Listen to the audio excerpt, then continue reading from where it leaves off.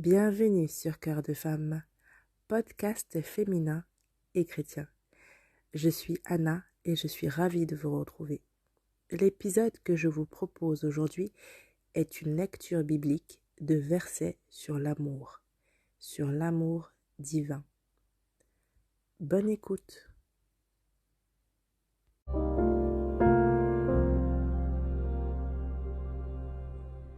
Jean 3,16.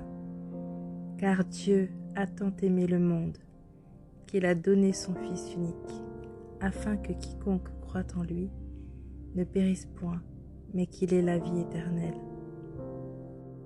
1 Jean 4,19. Pour nous, nous l'aimons, parce qu'il nous a aimés le premier. Psaume 86,5. Car tu es bon, Seigneur, tu pardonnes, tu es plein d'amour pour tous ceux qui t'invoquent. Bien-aimés, aimons-nous les uns les autres, car l'amour est de Dieu, et quiconque aime est né de Dieu et connaît Dieu. Celui qui n'aime pas n'a pas connu Dieu, car Dieu est amour. L'amour de Dieu a été manifesté envers nous, en ce que Dieu a envoyé son Fils unique dans le monde, afin que nous vivions par lui. 1 Jean 3,16. Nous avons connu l'amour en ce qu'il a donné sa vie pour nous. Nous aussi, nous devons donner notre vie pour les frères. Si quelqu'un possède les biens du monde et que voyant son frère dans le besoin, il lui ferme ses entrailles, comment l'amour de Dieu demeure-t-il en lui? Colossiens 3,12. Ainsi donc, comme des élus de Dieu, saints et bien-aimés, revêtez-vous de sentiments de compassion, de bonté, d'humilité, de douceur, de patience. Supportez-vous les uns les autres, et si l'un a sujet de se plaindre de l'autre, pardonnez-vous réciproquement. De même que Christ vous a pardonné, pardonnez-vous aussi. Jean 15,13. Il n'y a pas de plus grand amour que de donner sa vie pour ses amis. Proverbe 17,17. L'ami aime en tout temps, et dans le malheur, il se montre un frère. Romains 12, verset 9. Que l'amour soit sans hypocrisie. Ayez le mal en horreur. Attachez-vous fortement au bien. Par amour fraternel, soyez pleins d'affection les uns pour les autres. Par honneur, usez de prévenance réciproque. 1 Jean 3, 18. Petits enfants, n'aimons pas seulement en parole et avec la langue, mais en action et avec vérité. 1 Jean 4, 20. Si quelqu'un dit « J'aime Dieu » et qu'il haïsse son frère, c'est un menteur. Car celui qui n'aime pas son frère qu'il voit, comment peut-il aimer Dieu qu'il ne voit pas? Et nous avons de lui ce commandement, que celui qui aime Dieu aime aussi son frère. 1 Jean 4, 12. Personne n'a jamais vu Dieu. Si nous nous aimons les uns les autres, Dieu demeure en nous, et son amour est parfait en nous. Marc 12, 28. Quel est le premier de tous les commandements? Jésus répondit, voici le premier. Écoute, Israël, le Seigneur, notre Dieu, est l'unique Seigneur. Et tu aimeras le Seigneur ton Dieu de tout ton cœur, de toute ton âme, de toute ta pensée et de toute ta force. Voici le second. Tu aimeras ton prochain comme toi-même. Il n'y a pas d'autre commandement plus grand que cela. 1 Corinthiens 16, 13. Veillez, demeurez fermes dans la foi. Soyez des hommes, fortifiez-vous. Que tout ce que vous faites se fasse avec amour. Luc 6, 35. Mais aimez vos ennemis, faites du bien, et prêtez sans rien espérer, et votre récompense sera grande, et vous serez fils du Très-Haut. Soyez donc miséricordieux, comme votre Père est miséricordieux. 1 Pierre 4, 7. La fin de toute chose est proche. Soyez donc sages et sobres pour vaquer à la prière. Avant tout, ayez les uns pour les autres un ardent amour, car l'amour couvre une multitude de péchés. Exercez l'hospitalité les uns envers les autres, sans murmure. Comme de bons dispensateurs des diverses grâces que de Dieu, que chacun de vous mette au service des autres le don qu'il a reçu. Romains 8, 18. J'estime que les souffrances du temps présent ne sauraient être comparées à la gloire à venir qui sera révélée pour nous. Aussi, la création attend-elle avec un ardent désir la révélation des fils de Dieu.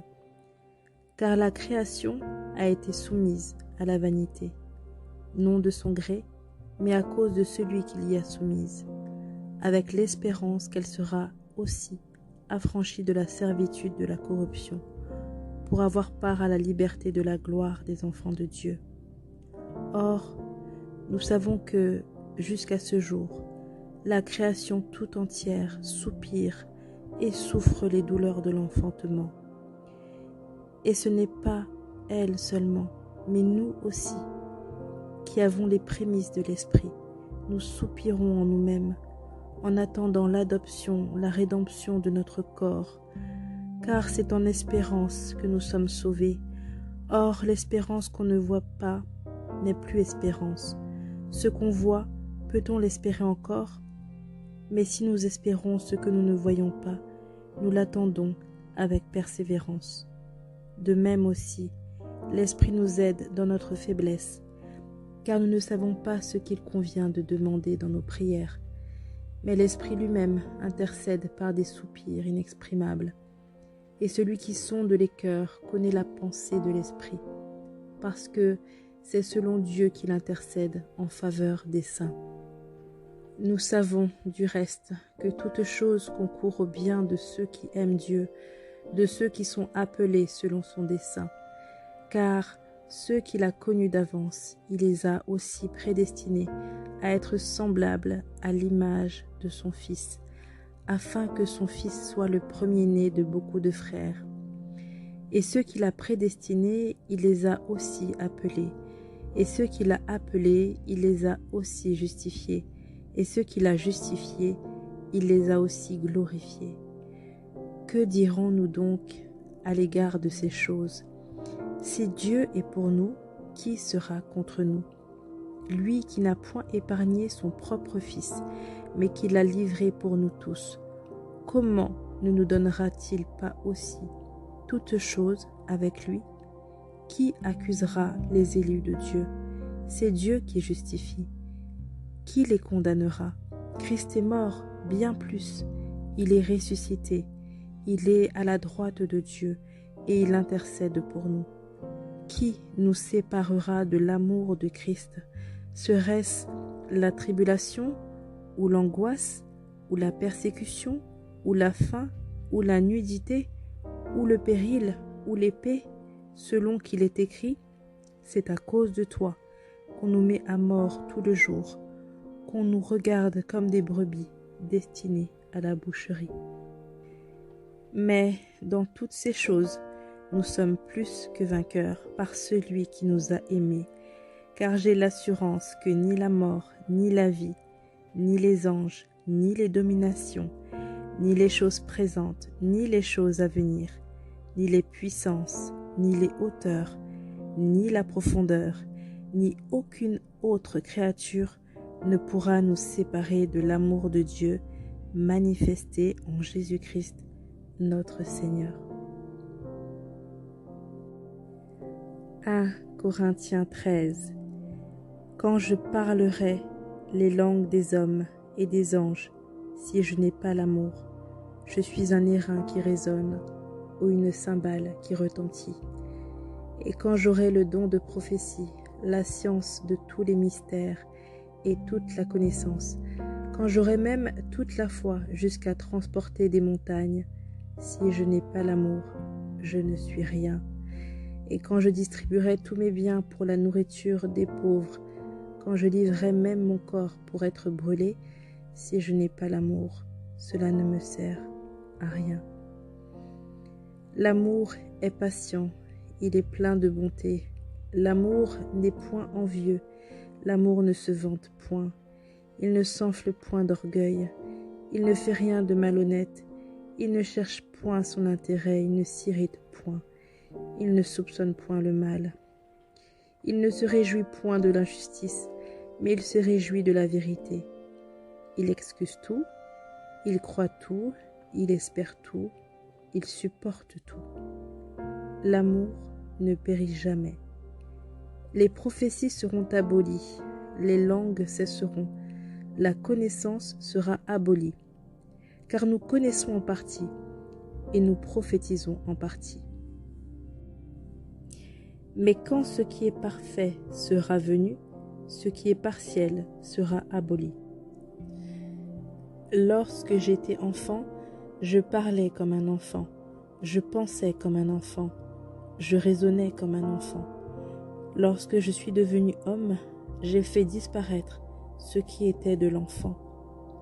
Aujourd'hui, nous voyons au moyen d'un miroir, d'une manière obscure, mais alors nous verrons face à face. Aujourd'hui, je connais en partie, mais alors je connaîtrai comme j'ai été connu. Maintenant donc, ces trois choses demeurent: la foi, l'espérance, l'amour. Mais la plus grande de ces choses, c'est l'amour.